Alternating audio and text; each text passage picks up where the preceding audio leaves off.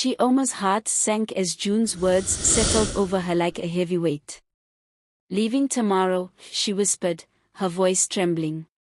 Chioma stood frozen, her heart sinking with each word Joon spoke. The soft glow of the dimly lit room cast a warm light on her features, but her usual radiant smile was replaced with an expression of sadness and disbelief. Her smooth brown skin seemed to glisten with the sheen of unshed tears, and her vibrant Ankara dress, which had earlier mirrored her bright personality, now felt out of place amidst the heavy atmosphere. Joon, standing a bit far, avoided her gaze at first, his own eyes shadowed with regret. His jet-black hair fell slightly over his brow, framing his conflicted expression. He spoke quietly, his voice heavy with the weight of his decision. "Chioma. I leave tomorrow," he said, barely above a whisper.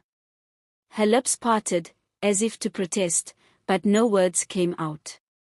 Instead, her eyes searched his, desperately looking for some reassurance, some hint that he wasn't leaving for good.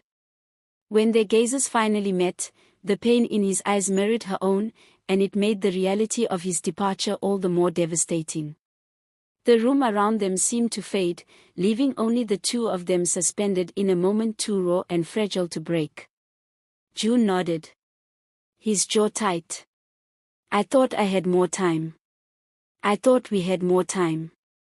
His hands clenched into fists, and Chioma could see the conflict raging in his eyes. She stared at him, her mind racing. Memories of their moments together flashed before her. His shy smile as they delivered hampers, the way his voice steadied her during their prayers, and the vulnerability he had shown under the mango tree. This couldn't be the end. Not like this.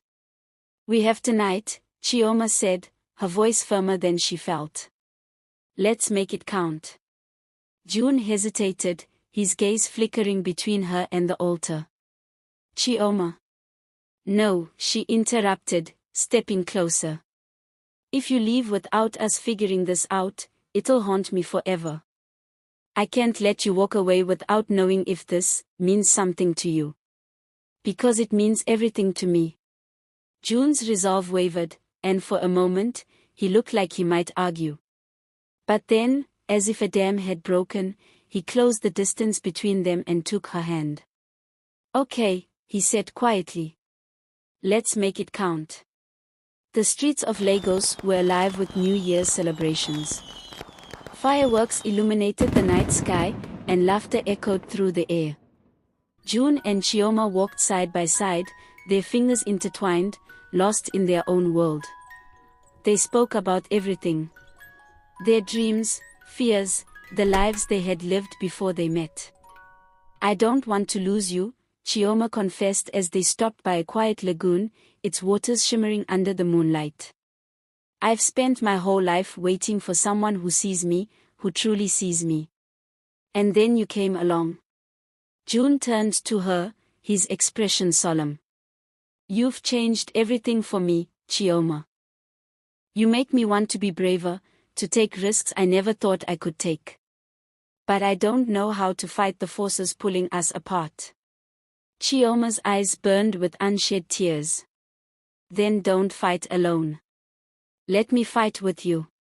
Before Joon could respond, his phone buzzed again. He glanced at the screen and sighed. "It's my dad. He's waiting for me." Chioma nodded, though her heart ached. "Then go. But promise me one thing." "Anything," he said, his voice thick with emotion. "Promise me you'll fight for us.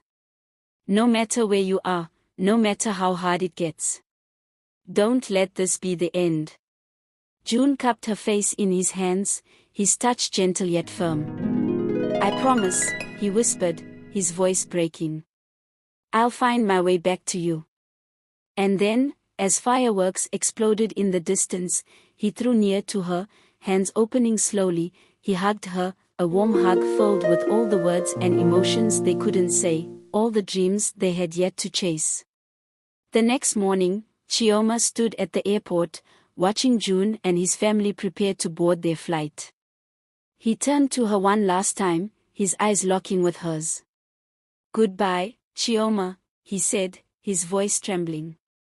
"Not goodbye," she replied, her tears finally spilling over. "Until we meet again." As Joon disappeared through the gate, Chioma clutched the bracelet Caleb had given her, now engraved with a new word, hope. For the first time, she wasn't afraid of the uncertainty ahead. Their story wasn't over. It was just beginning. Chioma stood at the airport, her heart a whirlwind of emotions. The terminal was alive with the hum of announcements and the chatter of travelers, but all she could hear was the echo of Joon's promise, "I'll find my way back to you." As his flight departed, a storm brewed within her. She refused to let his departure be the end. She had waited too long to feel this way about someone, and letting go without a fight wasn't an option. But how does one fight for someone when oceans and continents stretch between them? Life in Lagos moved on. The Christmas festivities faded into the bustle of the new year. But for Chioma, time felt frozen. Each day was a reminder of Joon's absence, and though Caleb's persistent attempts at rekindling her attention should have annoyed her, they barely registered. She found solace in journaling her thoughts, writing letters to Joon she couldn't send, and throwing herself into church activities. But the silence from Joon was deafening. Weeks turned into months with no word. Her attempts to reach him through social media and mutual connections led nowhere. The ache in her chest grew heavier with every passing day, yet she clung to the hope that he hadn't forgotten his promise. Then one evening, while helping organize the Easter youth concert, Ngozi approached her with a knowing smile. "You won't believe who I ran into at Balagan Market today." Chioma looked up, her pulse quickening. "Who?" "Mrs. Choi," Ngozi said. "Joon's mom. She's back in Lagos for a visit. And guess what? She said Joon's in Korea but planning something big." She wouldn't say what, though. Chioma's heart raced. Planning something big.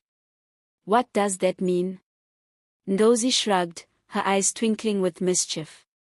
"I guess you'll have to wait and see." Meanwhile, in Korea, Joon sat by the window of his small apartment in Seoul, staring at the bustling city below. He had thrown himself into his studies, determined to honor the expectations his parents had for him, yet his thoughts always wandered back to Chioma. Her laughter, her resilience, the way her faith mirrored his own, it was all etched into his soul. But every time he picked up his phone to call or text her, doubt gripped him. What could he offer her? What if his uncertainty about their future only hurt her more? Yet, deep down, he knew he couldn't let her slip away. Then one day, as he walked through the streets of Insadong, inspiration struck. He paused outside a shop selling handmade journals and postcards, his heart pounding. He would tell Chioma everything, not through a phone call or a message, but through letters. Letters that could hold his thoughts, his prayers, his dreams for their future. Chioma was walking home from church one rainy evening when the first letter arrived. It was tucked into an envelope with a Korean postmark and her name written in Joon's unmistakable handwriting. With trembling hands, she opened it. Inside was a single page, written in a mix of English and clumsy Igbo. "Chioma, I don't know where to start, but I can't let you think I've forgotten you. I think of you every day. The way you believed in us when I couldn't, it's what keeps me going. I'm working hard, not just for myself, but for a future I hope we can share. One step at a time, like you said. Love, Joon." Her tears mingled with the rain as she clutched the letter to her chest. It was as if he had reached across the miles to remind her that their connection was unbroken. Over the following weeks, more letters arrived, each one a window into Joon's life in Korea. He described his struggles, his triumphs, and his plans. Yet there were moments of mystery, vague hints about something he was preparing, something that would change everything. Chioma's curiosity grew. What was he planning? Why couldn't he just tell her outright? The suspense gnawed at her, but she trusted him. For now, that had to be enough. But then, just as she began to feel a sense of calm, the letters stopped. Days turned into weeks, and no new envelopes appeared. Panic set in. Had something happened to Joon? Was he okay? The silence was unbearable. One Sunday after church, Chioma was helping clean up when Dozy rushed in, her face alight with excitement. Chioma. You won't believe this. Turn on the TV. Confused, Chioma followed her to the youth room, where a small crowd had gathered around. The television. On the screen was a news segment about an international art and culture exhibit in Lagos, showcasing Korean and Nigerian collaborations. And there, standing on stage, was Joon. Chioma's heart nearly stopped. He was speaking about the fusion of cultures and the inspiration he had drawn from his time in Nigeria.